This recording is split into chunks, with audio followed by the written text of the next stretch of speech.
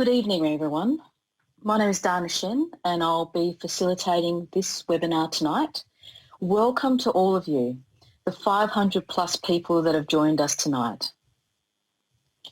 Before we get started, I wanted to, MHPM wishes to acknowledge the traditional custodians of the lands across Australia upon which our webinar presenters and participants are located. We wish to pay respect to the elders past and present and future for the memories, the traditions, the culture and hopes of Indigenous people. Before we get into the webinar tonight, there's a couple of things I just wanted to take you through. First of all, a few words about the webinar series. Welcome to the third webinar in our fourth series. In the coming months through to next year, we will be bringing you webinars on supporting the wellbeing of infants and children through a trauma-informed lens in February 2022, assessment and engagement with infants and children in April 2022, and building parents' understanding of infant mental health in June 2022. So please join us when you can, and if you can, at those different webinars in the future. Okay, so now let's move on to the webinar tonight. So of course, you would have already seen previously the learning outcomes that we're going to be focusing on tonight. So what I think I will do is now introduce the panel. Now, previously, you would have already seen their bio, so I won't be going into that tonight. But I want to introduce the two panellists we have tonight, Professor Tricia Nagel, psychiatrist and senior researcher from the Northern Territory, and Adele Cox, National Sector Development Manager from Snake in Victoria. And of course, there's me, your facilitator for tonight. So before we get into really responding to the kind of questions that people raised towards this webinar, I thought it would be important to just get to know our panellists a little bit more. So first of all, I have a question for both of you, just to hear a bit more about each of you. So people have had a chance to look at your bios, but I thought it'd be good if you could spend a little bit of time on yourselves. So the question that I have for both of you first is, what are one or two of the key moments in each of your lives that bring you to the work you do? So Adele, I wondered if you could start first. Thanks, Dana. I'd like to firstly just acknowledge that I'm actually sitting on Wurundjeri lands here in Melbourne as part of the Greater Kulin Nation, and would like to pay my respects to elders past, present and emerging. There's a couple of things. I mean, one of them is, I guess, I straight out of school, I kind of went down a path where I thought I wanted to become a lawyer. I had journalism as my kind of second preference and ended up going down that route. But I come from a family that have very strong connections and history with Aboriginal community control health sector. So health ended up being something that, I ended up, also kind of venturing down, but specifically in terms of mental health and suicide prevention. So when I was younger, and my story is one that's, it's not too uncommon for a lot of Aboriginal people, and it's one that I share to kind of give context to, why I ended up in the suicide prevention and broader mental health space. And for me, it's a sad story, a bit of a sad story. So when I was 21, I had a cousin who was only 9 years old who took his life in Broome, and back then, which was 1998, it was something that was not seen or heard in this country, and so I often tell people that my path, the path that I ended up going down in terms of career, but also my interest in terms of learning more about mental health and broader social emotional well-being, really came from that episode and that incident. And for me, it was a learning journey. I wanted to, and I felt like I needed to explore more. Why did this happen? What possesses a 9-year-old to take his or her life? And what what started out as a pretty sad and sorry story is something that has seen me now at my age over the last 2 decades, and certainly more than half my age, or more than half of my life rather, kind of, walking down that path and ending up in that space. That interest then kind of continued on, and I was fortunate to be blessed and mentored by the great Fiona Stanley, and so I was involved heavily with some early research work that the Telethon Institute did on the WA Aboriginal Child Health Survey, and so that then continued this this absolute interest and yearning to learn more and to kind of continue in that space. So it was somewhat by accident, but I often say that I think I was guided by my old people as well in terms of ending up in this space. Yeah. Thanks so much, Adele, for sharing that. And Tricia, how about you? Those one or two key moments that brought you to this place and your role? Absolutely. I just want to acknowledge that I'm on Larrakia country and pay respect to traditions and the elders of the land, and talk about how joyful it was when I came for the first time. So that's one of the key points, is I came for a short visit nearly 40 years ago and loved the country, loved the people, loved the colours, loved the bush, and then came back as a psychiatrist and having also been a young doctor here. And as a psychiatrist, another key moment for me was working with Aboriginal mental health workers on the inpatient unit and seeing so many unwell people coming in regularly, people from remote communities, clearly not being able to experience a culturally safe environment and not being able to be communicated with very well. Fortunately, we did start having Aboriginal mental health workers from then on, but it was very early days in recognising how important it was to have resources and opportunities for people to speak their own language, for example, to reach out to traditional healers through their families. So that was the second one. The third one is when we, as a team, went over to Menzies, and we had 5 years of consultation, 5 years of funding from the NH and MRC to consult around the territory in terms of what we could do. And that was the beginning of a research program that is now 2 decades long, seeking to render some simple messages available, and especially to bridge cultures. So non-Indigenous clinicians such as myself have some resources and some guidance in terms of improving people's possibility for outcomes. Wonderful. Thank you, Tricia. Thank you both for sharing some of your story.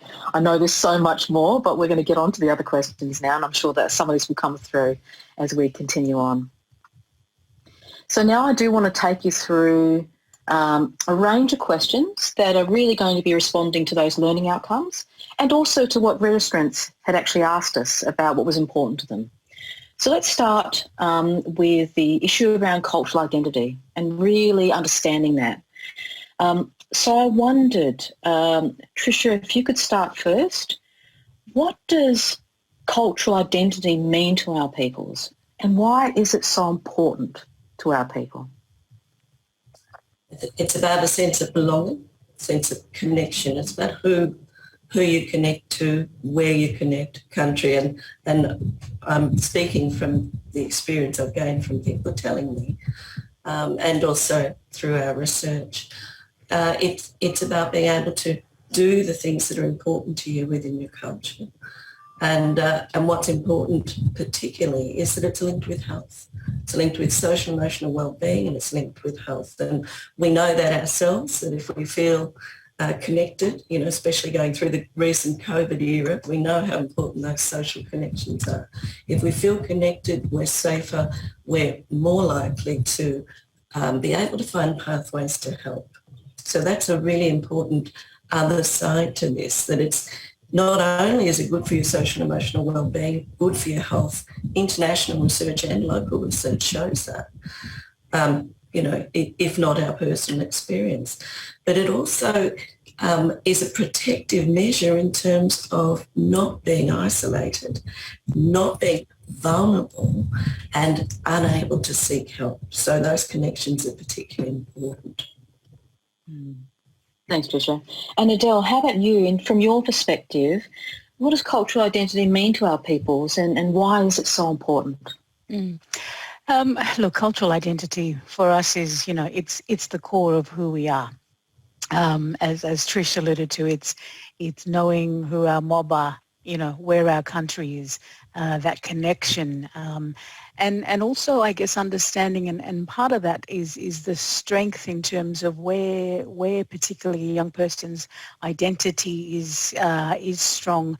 Their mental health is better for it. And as Tricia said, there's numerous research and evidence that's around internationally, but also locally, that confirms that notion. And it's being at the core, it is about that belonging, but it's also understanding our place, within our mob, within our tribes, and within society. And it's absolutely important because it is the strength that we have, and it is the thing that provides particularly young people with the tools that they need in terms of just being able to live in two worlds for a lot of them. Wonderful. And I think just to sort of highlight a couple of things that particularly stuck out to me that were really important, I think the issue about it being a protective factor. It's actually a protective factor, and I think, Tricia, you made that point really clearly. But also, Adele, you talked just then about walking in two worlds. Can you just expand on what you mean by that for our listeners tonight and our watchers tonight? Look, there's pressures from society. There's pressures and expectations that are set from, our communities, our families often. And whilst we promote the strength that connection to culture and country and community has, coupled with that is the issue of wanting to ensure, for instance, that our kids are having the most of the opportunities presented, either through education, through training and employment opportunities and the like, and this notion that I think 2 decades ago you had to do one or the other. But I think we've quickly, grasped the issue and the conversations that we've needed to have to actually promote the fact to our kids that, you can have both, have the best of both worlds in terms of being strong in knowing who you are, having that connection, but also, continually looking out for those opportunities as they present. And that's why the early years and particularly around the early learning stuff is really critical, because it starts to embed from an early age that understanding that our kids need in order to, know that they have that choice. They can absolutely do both things. They can respond to what society pressures them to do in terms of, becoming or being good citizens and contributing to, the economic kind of growth of our country and our nation, whilst also contributing back to the importance of what we know it is to be Aboriginal and or Torres Strait Islander, and providing that, that input into our family and our community setting as well. Absolutely. And I imagine, and certainly from my own experience, a number of us carry that as a bit of a tension too, to be able to do both, even though there's opportunities and wonders in both. So, I just wanted to sort of name that, because I'm about to ask you both another question about this, because I think most of the things that you've said is really important. We want to focus on protective factors, the importance of connection, understanding the two ways in which we live. And I wonder now, in particular for our non-Aboriginal colleagues who are wanting to support Aboriginal and Torres Strait Islander children to connect with culture, including where, and I think this is a really important point that people will be interested in, including where children have had minimal or no connection to culture. That came up a lot in the questions. What should they be thinking about? What if a child doesn't want to connect? What should they do? So let's start from the first part of that question, which is, given we want to connect children with culture, even those that have not had the connections to culture in their lives, what should our colleagues be thinking about? Tricia, can I start with you? Yes, well, I always begin in the therapeutic space. There are considerations, and then there's what you might do in your team and your organisation, and I think we'll cover all three of those. But to start with the therapeutic space, the first and central thing to do to help anyone in social and emotional wellbeing is to develop trust. And there are a number of strategies to do that before a family or a child is walking into your room. And I might mention them now so that we're really clear that we can have, and I'm always one for simplifying things. So meeting, greeting and seating, there's a really good beginning. Who is introducing this child to you to start with? If they're a trusted person in that child's life, your relationship is going to have the potential to start at a higher level in terms of trust. And who's going to be in the room, allowing those choices and being guided. And this, especially for a non-Indigenous clinician, I hope for everyone they can find a mentor in a service, in their own service. And an Aboriginal or Torres Strait Islander mentor who can help with who should be there and be there in the room and guide some of the other important aspects of what I'm going to say, which is apart from plain English, pictorial tools rather than text-based tools, all of your discussion targeted at the age and developmental level of the child. Apart from that, what you're actually wanting to do yourself is to find out what a good cultural support plan would look like for that child, even if they're not ready. And that's where our journey will help to build our own cultural competence. And so some of the key aspects of that would be reaching out to an elder or a mentor from that child's community, always through the family, extended family, and of course the services that are available to support those children to engage with culture. And by the time you're beginning to build that yourself, you're also aware that you can sort of begin to slip that in as a menu of options. But I would say no one size fits all. There is no hurry. It's a unique journey. Children are growing and developing each time you see them. They might be not ready today, ready tomorrow. Let's be clear what they're ready for. Cultural activities that they go along with another child you've already introduced them to might be much easier than going and participating in a traditional event that they don't feel familiar with. So there'd be a range of ways in which you yourself could not be in too much of a hurry, gather the information, develop those good relationships with other services, Aboriginal and Torres Strait Islander people who can guide you.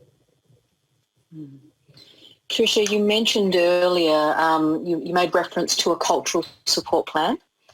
And I just wondered, so part of my experience in my own life is working in really, really big organisations, and you have a lot of policy and you have a lot of bureaucracy, etc.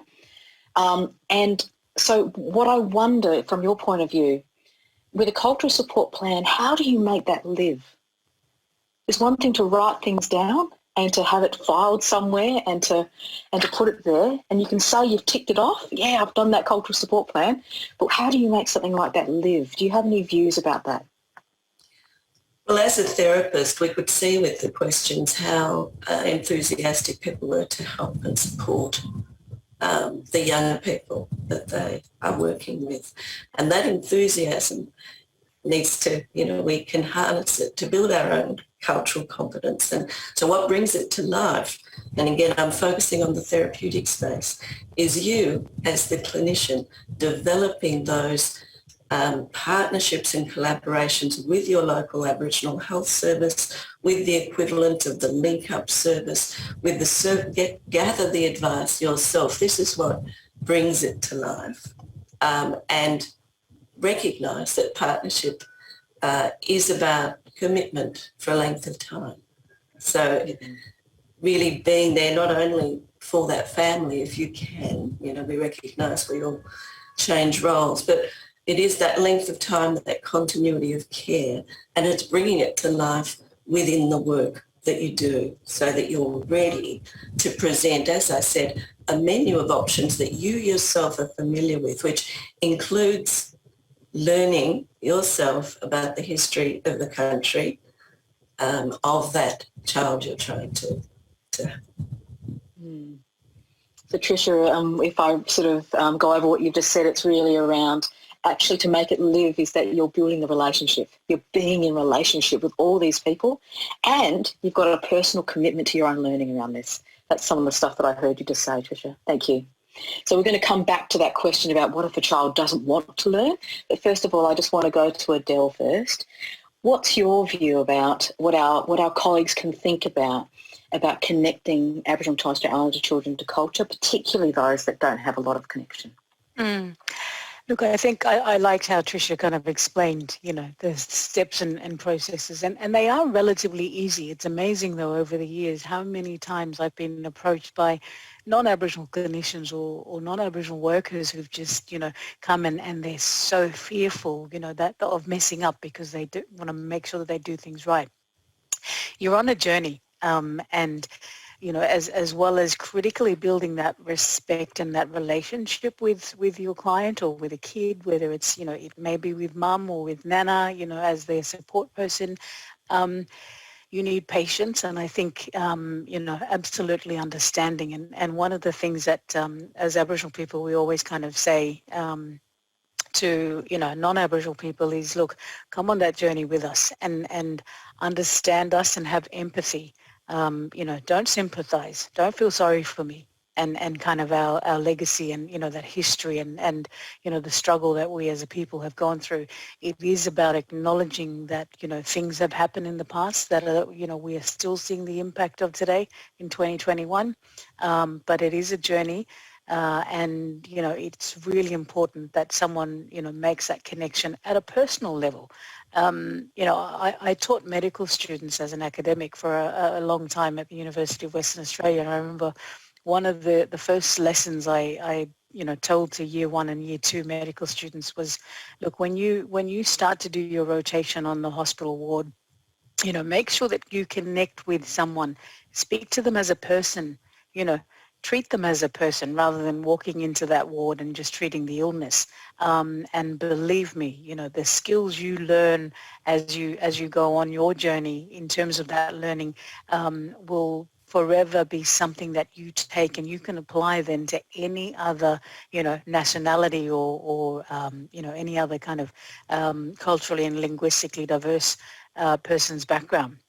And it's something that we've always said and we've always known if you can get it right in terms of, building that relationship, understanding, knowing how to communicate effectively with our mob, then you're in good stead to be able to communicate effectively with, many, many others. But it is about that understanding. It is about being patient and I really liked what Tricia said, you might have this little one who's not yet ready to tell their story, not yet ready because they haven't built up that relationship and that trust with you to kind of share, what's going on for them in their life.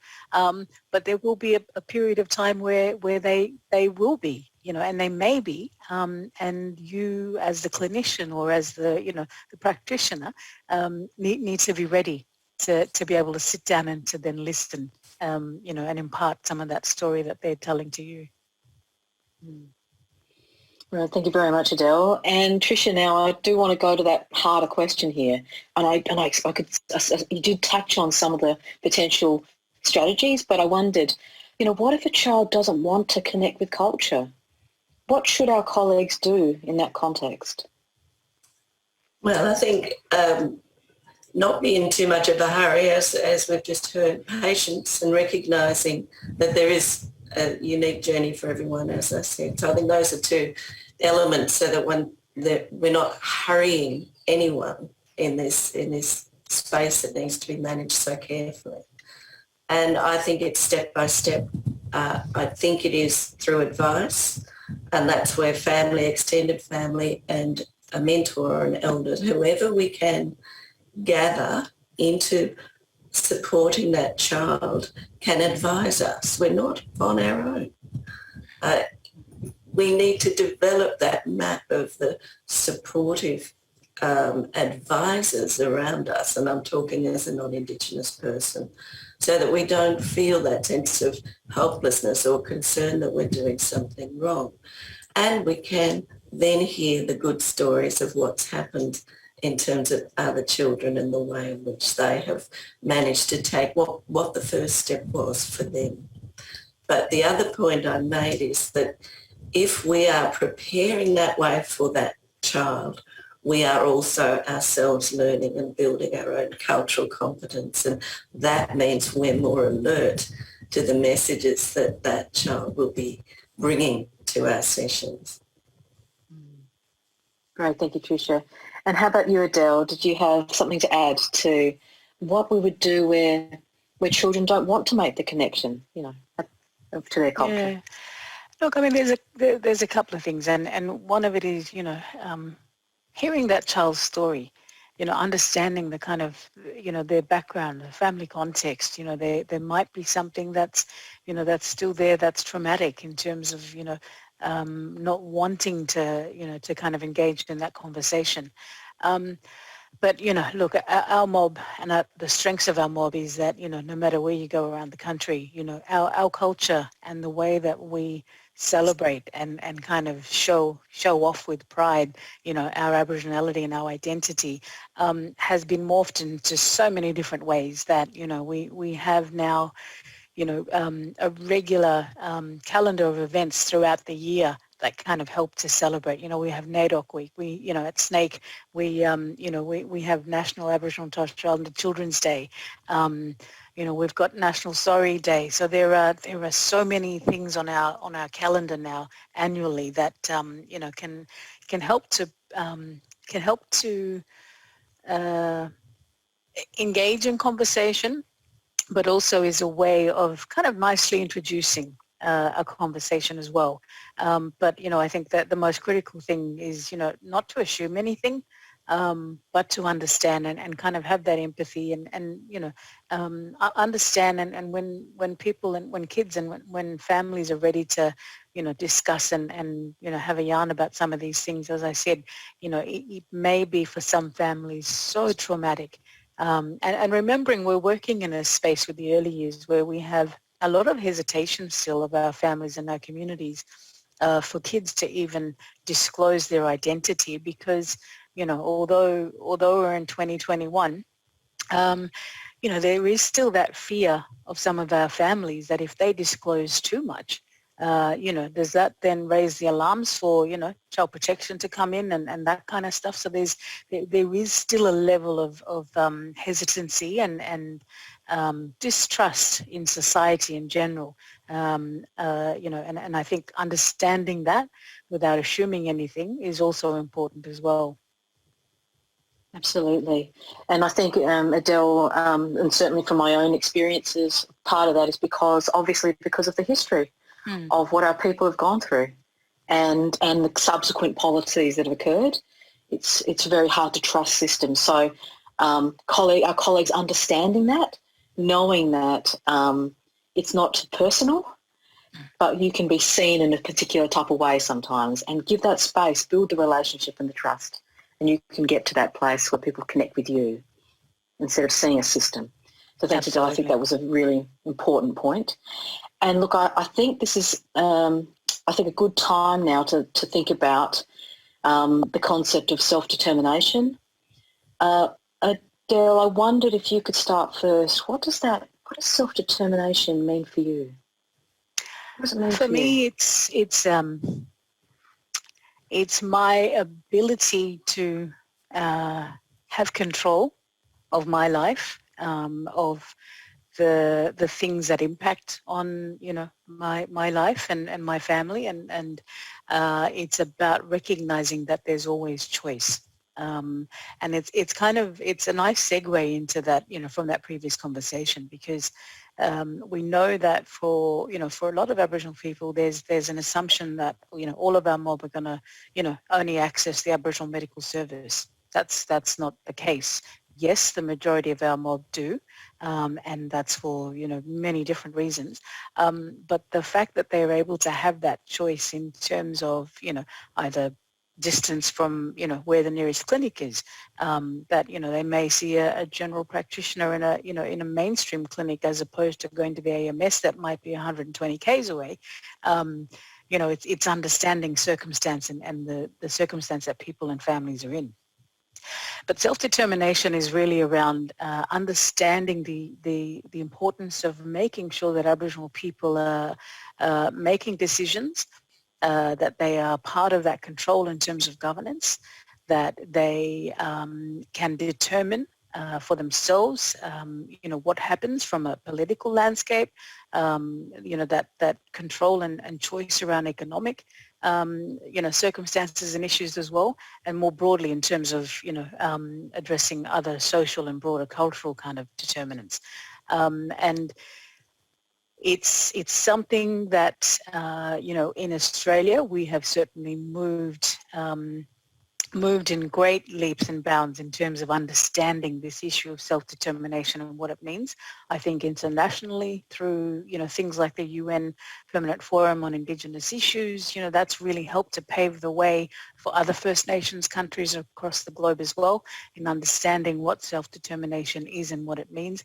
And we know that without that, we would otherwise still be feeling the impact more so than we are on past legislation and policies. We have we live in a nation where we were segregated. There were rules that applied to us that didn't apply to, mainstream kind of Australians. That wasn't self-determination. That choice and liberty was taken away. So now that we've had this, this resurgence and this, absolutely wonderful kind of steps in the right direction in terms of recognizing the importance of things like that, it really has since seen, our nation flourish. And where it's first, when it's First Nations people can flourish and thrive, then, the entire country flourishes and thrives. Absolutely. And I have to say personally, I've got so excited about, as an aside, how many Aboriginal businesses we're seeing come up now. Like people are changing. It's changing. Things are changing for our people. And it's been a real joy to see that. Thanks, Adele. Tricia, you've had a chance as a clinician to really walk beside our people. And, I can tell a lot of that has been about listening and taking time. Given what you've seen and what you've heard, what has you heard in terms of your understanding of self-determination, and how do you support this concept in service delivery and in therapeutic work? Well, it's certainly been one of the challenges is to shift through our work, shift clinicians from a standard deficit-based approach to people walking into a room or into a clinical setting, and to actually have a strengths-based approach. So it's been one of our goals really, is to say, let's start and celebrate the good things in this person's life before we go any further. And, I might say that doing that, we start with connectedness, which is such a, potentially such a rich wealth that Aboriginal and Torres Strait Islander people have. You start with those connections and then move on to strengths. By doing that, one's actually reversing some of what people usually do, and we really have to work quite hard through our training and our engagement with clinicians to say that's quite a reasonable thing to do, to delay asking that third question, which is, what's the problem? So that we gain that information. So practically, that's been a way of ensuring that we began on a more equal footing, because I've got a family, you've got a family. I've got strengths, you've got strengths, and we aim to stay there. And the therapeutic principles that we encourage, it is, this is your session, this is your time. This is what you want. It is your choice. We try and avoid direct questions and maximise that sense of focusing on strengths, focusing on not leading as the clinician, and where we're heading is that the changes that might be made and the decisions that might be made are not led by us. And so that's a form of self-determination within that therapeutic space. That's been the primary journey and really what those 5 years of consultation and further work have told us to keep doing and keep encouraging people to do and to learn. Mm-hmm. And for me, what's really powerful about what you've said, Tricia, too, is it means that you're in a position that is of high status, being a psychiatrist in the system that we have. That kind of role has got a high status. But it sounds like to really make this connection, to really allow self-determination to come through, we have to be aware of our status and our power in these roles. I feel that when you talk about it, you really think a lot about that. I just wonder, could you just talk a little bit more about how you've made sense of that as a psychiatrist in this work? Well, one of the strategies that we used, that I used to engage people, was to draw a house and say, this is my house in Darwin, here are my 2 children. What would you draw? Who would you put in your house? And so that strategy was immediately saying, we're people with families and homes together, and also just moving again away from something that's high English and not, impeding communication, which we're always at risk of doing, and just practicing that plain English, because a lot of this work is in remote communities in the Northern Territory, and the local language is not English. So it's so important to go through those steps and learn ways of gathering that information and opening those doors. And there's no doubt that it works best through relationship. It doesn't work through your professional role. So it's taking the time to build the relationship is, where we really focus for people. It's about trust, it's about rapport, it's about engagement. First, second, third, and only then can you begin to do some therapeutic work. Thanks very much, Tricia. Adele, I'm really interested in your view about, given what we've spoken about, what you spoke about around self-determination, what Tricia has spoken about how we bring ourselves to the work. I wondered if you could start first talking a little bit about what you think are the conditions required around people to be able to do that. Just wondered if you had a view about that.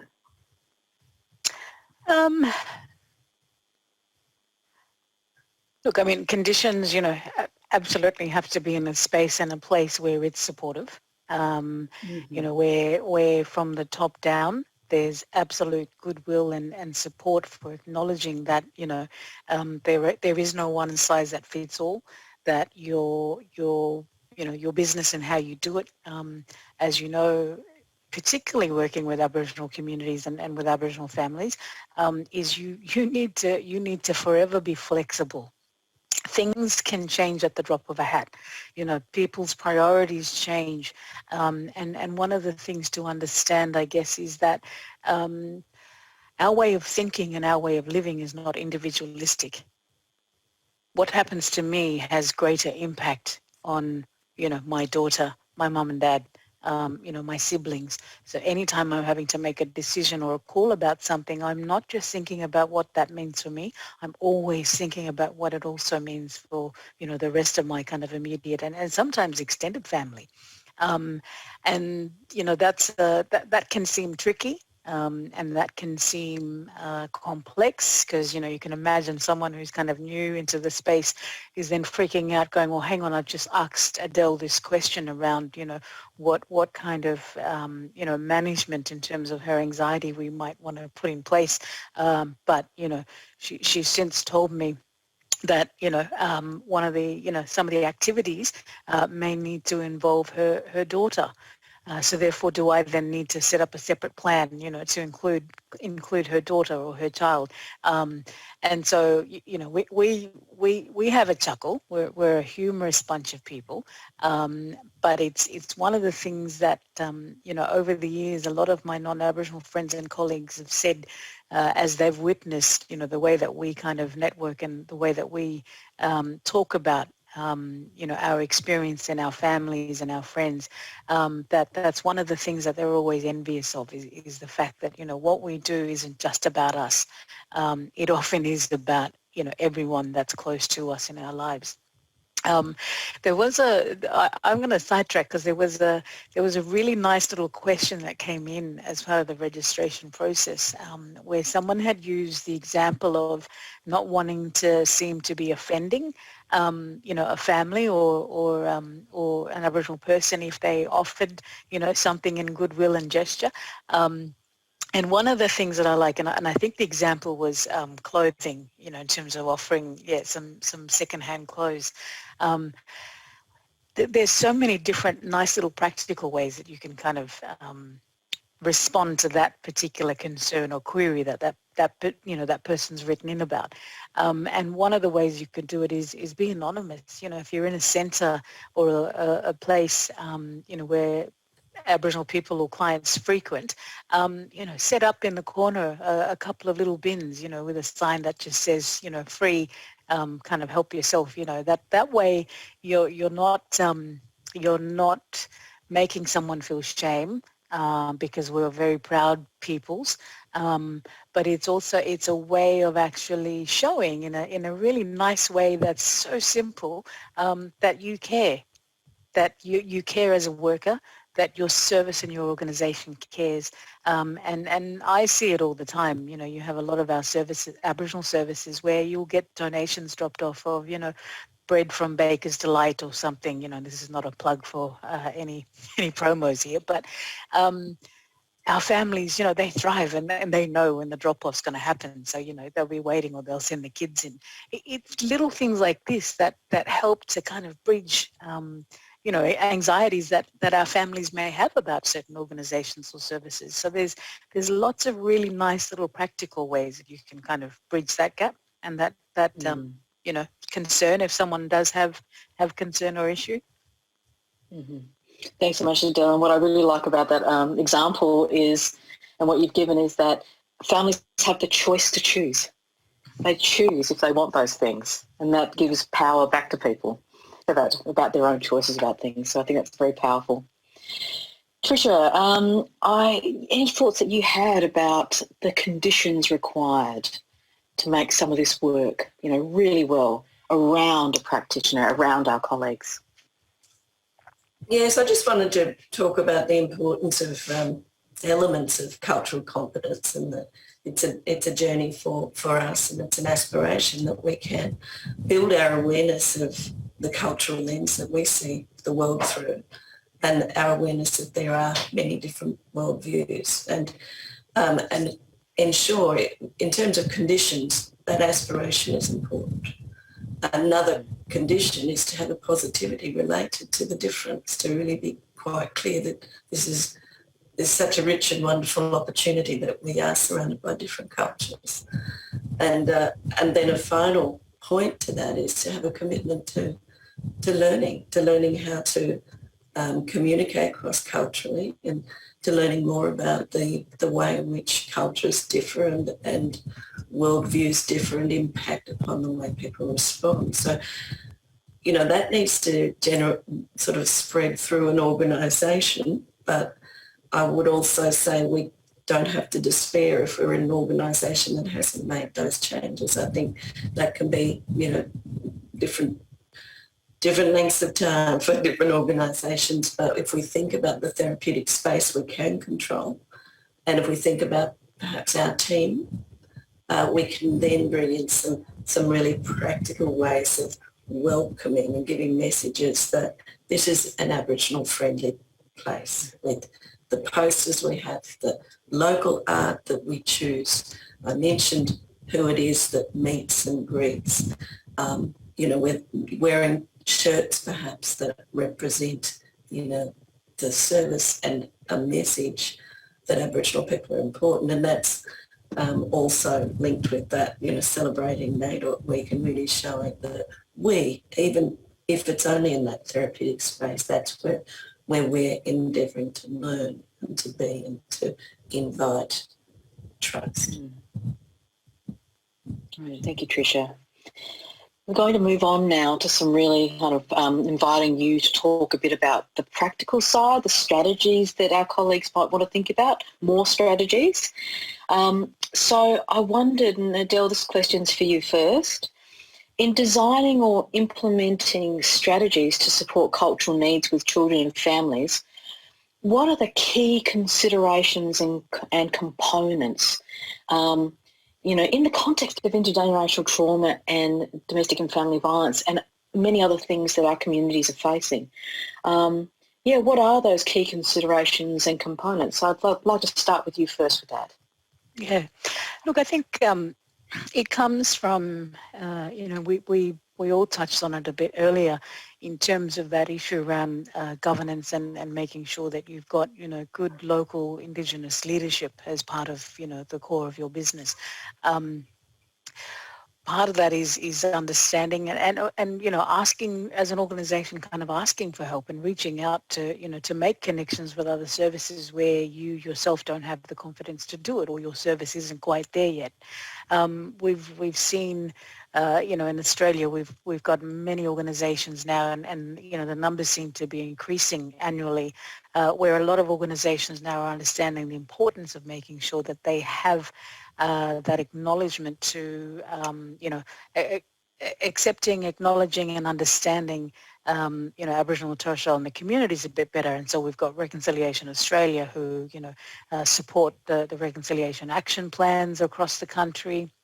There are different levels. I think as Tricia says, it's nice to acknowledge that, if you don't have all the answers right now, acknowledge that. And actually do it in a way that is better for you to then progress so that you do get to a stage where you are feeling more confident, and able to, with some level of assurity, kind of, recognize, when you've reached that space. There's connection to other Aboriginal organisations is going to be really critical. And at SNAIC we do a lot of work and we respond to a lot of kind of calls and queries that come in. And I've only been at SNAIC for since May, but one of the things that I've seen and I've absolutely been loving is the calls that I get from, a non-Aboriginal NGO group of, a small number of daycare centres in rural New South Wales, as an example, who phoned up saying, hey, we've got 4 centres under our banner. One of them has, about 30% Aboriginal kids who attend the daycare. And one of the things that my staff and our team are always asking for is they want to learn more. They want to understand how they can, better engage with these kids and with their families and the community. But while we're in that conversation, our other 3 centres that, actually don't have on record any Aboriginal kids, I actually want them to also go through that learning. And that stuff has been brilliant to kind of be back in this space, and seeing the shift in attitudes has been absolutely wonderful. And it's, it's one of the things that, we're blessed that we are seeing, and we don't see enough of these, good stories out in the media and, being promoted, but they are there and they exist. And there's considerations. I think Tricia and I have touched on, some of them already from that previous question. I think in terms of at the organisational level, I shared a couple of slides here. Dana, I might get you to put them up. So we did some work with the National Office of Child Safety to further explore the 10 principles that were developed by the Australian Human Rights Commission. And part of that work was around responding to the child safe standards that were recommended by, the previous Royal Commission into institutional responses to child sexual abuse. And what government recognised pretty much straight away was that through consultations and through the feedback that they were getting, there were a number of submissions that were received from organisations who said, look, we actually need to learn these, but we need to learn it in a practical way that we can understand it and be better be better able to respond to the needs of Aboriginal children and Aboriginal families who are coming in to, access the supports and services that we provide. So the National Office for Child Safety then engaged SNAICC and VACA through a partnership where we co-designed, and between the three of us as the organisations, this very practical guide and resource was then developed. It takes you through each of the 10 principles. It outlines, things you might want to consider doing, and it's a really nice way of kind of just helping you and helping you to navigate through, each of those principles and understand better how your organisation, and Trisha's touched on it in terms of, understanding cultural safety and what that means at an organisational level. So this is a resource and a tool that was launched midway this year. It's something that we are still promoting, and it's something that I would encourage practitioners to get a hold of, have a look at, and absolutely encourage your organisation to get on board with this, because we might have the brilliant will of an individual practitioner who wants to make change and do good in this in this area, but unless they're supported by their organisation and their employer, then we're not going to see much change happen, and it will be a bit of a struggle. Thank you so much, Adele. Tricia, is there anything that you want to add on to that question? So in designing or implementing strategies to support cultural needs with children and families, what are some of the key considerations and components? Was there anything that you'd like to add before I ask you a bit more about specific examples and strategies and approaches? Yes, we've opened the door. We've talked about meeting and greeting, and we've had Adele's discussion about sort of the organisation. Thank you for that document and that great work, Adele. It's really informative. There's a lot of practical strategies. As we open the door, I think there are a few things to be put in place, bearing in mind that we need trauma-informed care. So I just want to add to what we've already talked about and say that empowerment, that strengths-based approach to ensure that we're not reinforcing trauma or do the best that we can, ensuring that we're very careful in terms of what's available to be seen, looking at gender-specific entries, gender-specific issues, again, just very carefully having that awareness that we don't want to trigger any re-traumatisation, and having an empowering approach, which we've already mentioned. Choice we've mentioned, so choice all over again, and outreach, so that the choice, if we can, as practitioners, as an organisation, have that flexibility so that we're not dragging people into what can be or feel like unfriendly, scary, frightening, traumatising environments. So one last thing I'll say for the group that we work with, transport.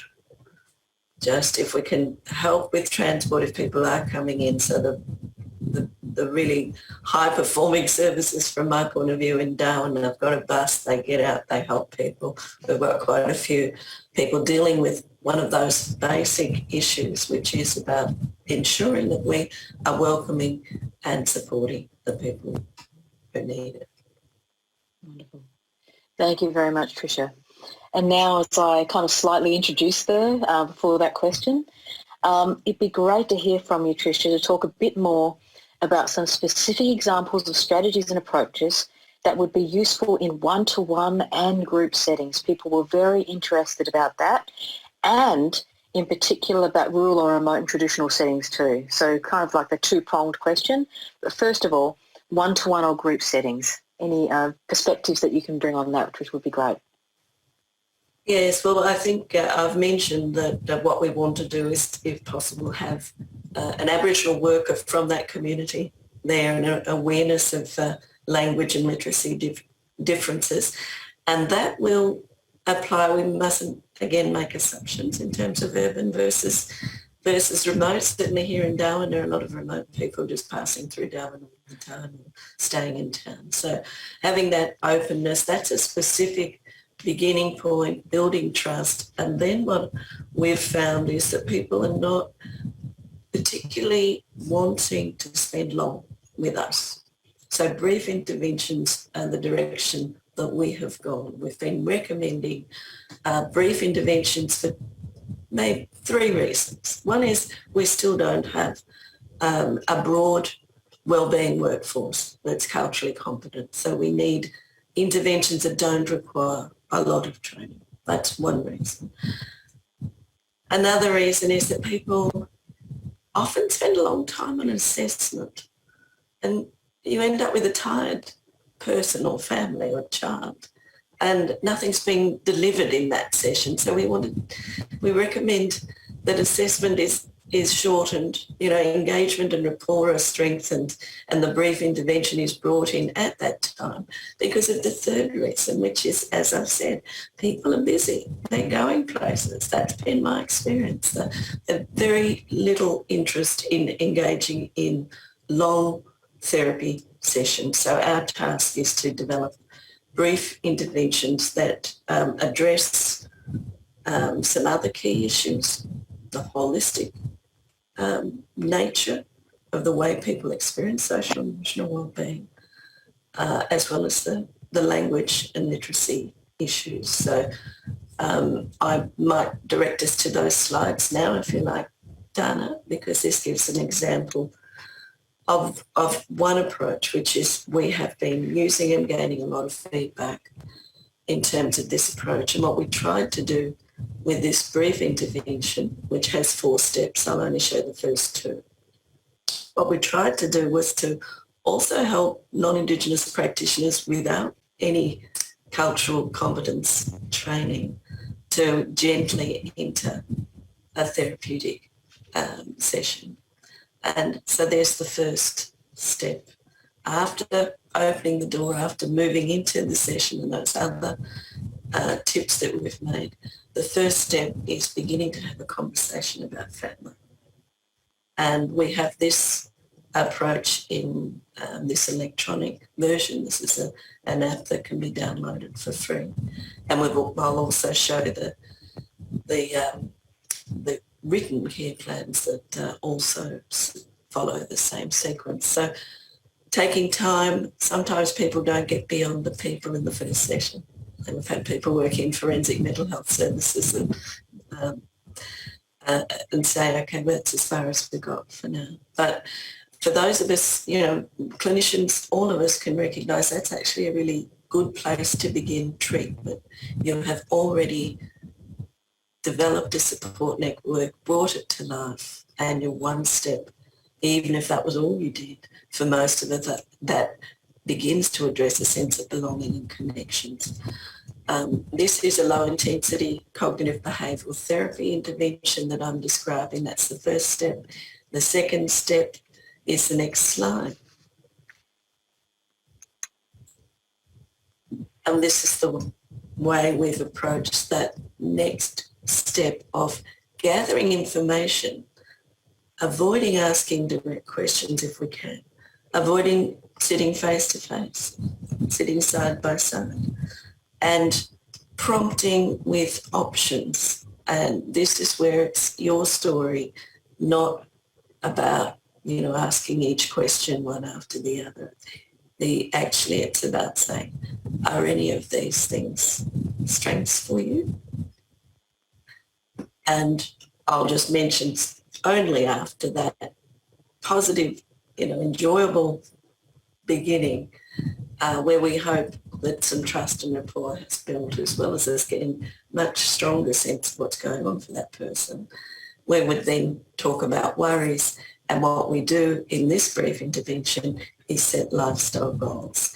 What's safe about it is that we're looking at the priorities from through the lens of that person. If you follow this this path, the goals they choose will be their goals related to their strengths and their worries. It's usually do more of what keeps me strong or less of what's taking my worries or what's giving me worries. So what we've developed is a brief intervention. I've mentioned it's a low intensity cognitive behavioural therapy intervention, and it's one that you can deliver opportunistically on the run, but it also is quite a thorough assessment and will grow as rapport develops and you see that person, that child or that family again. So you mentioned individual and group. Yes, you can do it in a group setting as well. We don't need to be guided necessarily by the pictures. The approach by itself stands, which is let's ensure that we're hearing from that person what their strengths are first before the worries, and setting our goals for change that they're setting. Absolutely, and thank you so much, Tricia. And there was some final resources that I also know that you wanted to share, which I'll bring up too as well. Yes, thanks. That's the written version. So that says Stay Strong plan there, and the first two slides were from the Stay Strong app. So that evolved from those initial 5 years that I was talking about earlier on, and now is one of the ways in which we train people around the country in delivering a brief intervention and getting it in there nice and quickly so people don't go away with nothing. Mm-hmm. Great, thank you so much to both of you. It's surprising how fast the time has gone tonight. So I've got one more question, and then I want to have you both have a chance to reflect, give any final reflections that you want to give for people. But a big question first to both of you. So essentially, I mean, you've talked about so many different things tonight about how we engage, self-determination, cultural considerations, approaches, strategies, all sorts of ways in which we can support connection with culture and have cultural consideration. And so much of that takes time. It means it's in relationship, etc. I want to ask a big question that I think will come up for people because they're in organisations that are busy, they've got pressures all over the place. So I wondered, from both of your experiences, and I wonder if, Adele, you could start first, what are the conditions required in organisations and systems to genuinely embed these ways of working from what you and Tricia have spoken about tonight, Adele? Just trying to think what's, Dana, what's another term other than condition? What are the kinds of things? Yeah, totally. What are the kinds of funding requirements, policy, management structures, ways of being in an organisation that is really going to support this kind of work, genuinely support this kind of work? Yeah. Look, I think first and foremost is that leadership from the top, kind of acknowledging that, the need to respond to and prioritise Aboriginal and Torres Strait Islander kind of issues, children's needs, depending on what kind of service you are, obviously, without understanding and knowing and doing a mapping of, each service and understanding the context in which that organisation itself comes from. We've got, we've got some really great changes and movements that have happened where we've seen a real kind of promotion and push for non-Aboriginal services where they haven't had the capacity yet in terms of having either an internal Aboriginal engagement strategy and increasing, the number of Indigenous people as part of their workforce and kind of meeting those markers where they, could engage and make that, establish relationship and genuine partnerships with other organisations in the area. There's things such as we mentioned the Reconciliation Action Plan, RAPs exist not just for organisations who have prioritised, Aboriginal and Torres Strait Islander kind of issues at the fore, but a genuine interest from organisations who actually just want to do better in Australian society, in responding more broadly to, supporting culture and identity and that kind of stuff. Other things, I mean, we at Snake, some of the participants may have been privy to and heard kind of recent announcements several months ago about a partnership between Snake and Life Without Barriers, and Life Without Barriers as a major, non-Indigenous NGO have made the commitment that by 10 years they will have transferred all of the Indigenous kind of specific services and supports over to Aboriginal community controlled organisations. And part of that is again, tying it back to self-determination. It's around, looking at how do we better address kind of the broader social determinants. And so we've got efforts like that are happening right now. And there's been a real shift, I think, positively, that's showing, that things can be done if people are willing to consider change. And part of that change is in thinking about funding streams and that kind of stuff. A lot of us are still working with governments and advocating to ensure that they, make sure that they are given sound advice from Aboriginal leadership in terms of what happens around funding allocations, around, new policy and program development, and, the know-how's there. We've had an absolute, the number of Aboriginal and Torres Strait Islander academics we have and people who are kind of at the fore of making these decisions is brilliant, and we should be making, better use of, and certainly considering more inclusion of as well. And I think part of it is, making sure that we're at the table. It has to be, if it's about us, it has to be with us. Right, thank you, Adele. And how about you, Tricia? What are the sorts of conditions, systems, structures, processes that you think need to be there to truly embed this kind of work from your learning? Well, there needs to be the aspiration from the organisation, and certainly the resources around RAP planning are fantastic, and we've talked about the elements within an organisation that shows that it's trying.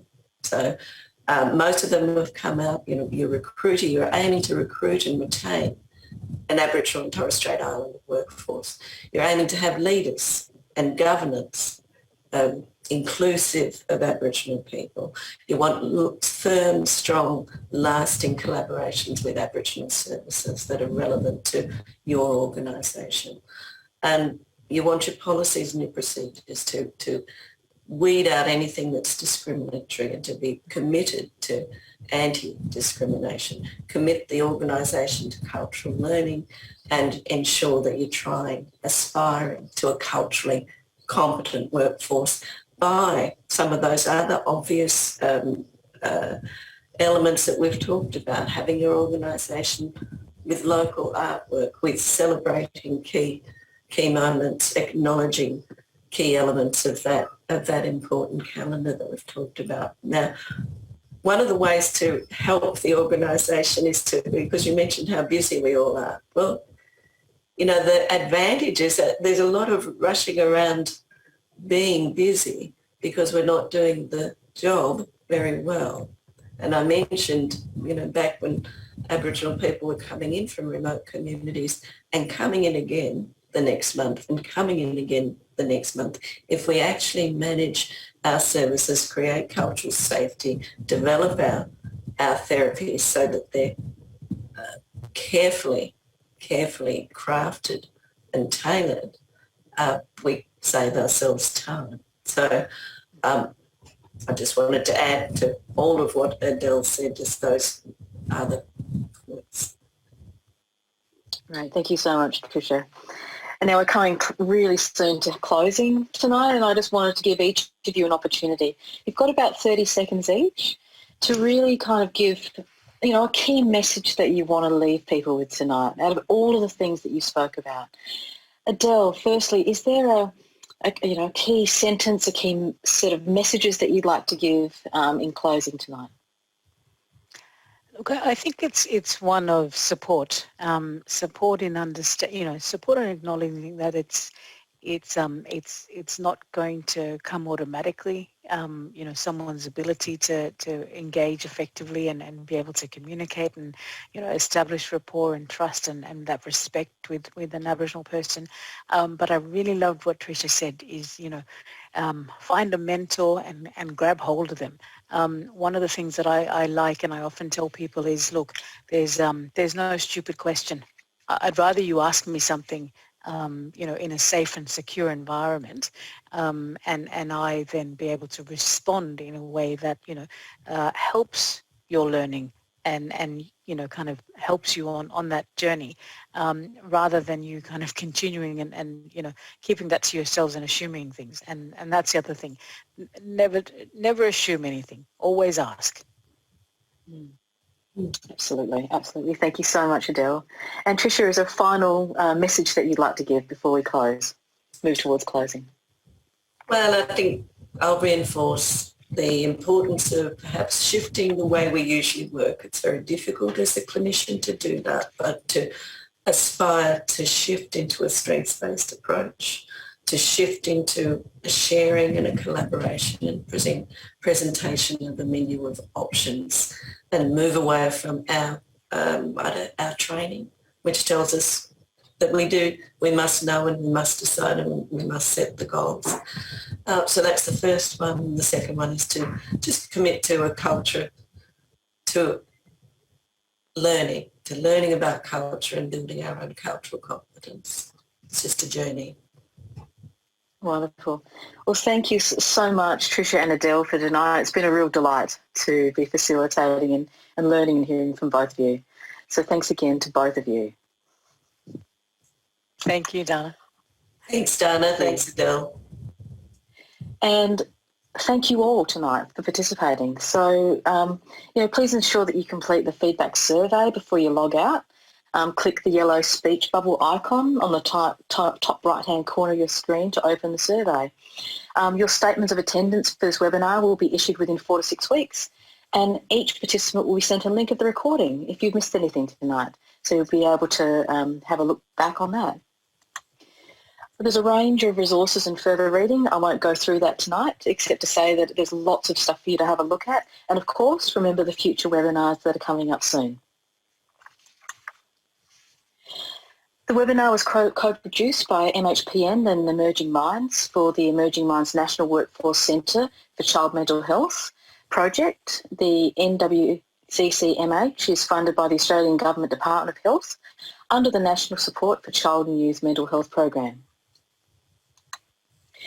Would you like to continue this discussion? Well, you can, or perhaps start discussing issues of local relevance. MHPN project officers are available to help you establish or join these networks, face-to-face or online. There are 373 around the country, as well as online networks. Visit your online map to find out which networks are close to you at mhpn.org.au, or contact Jackie O'Loughlin at networks@mhpn.org.au.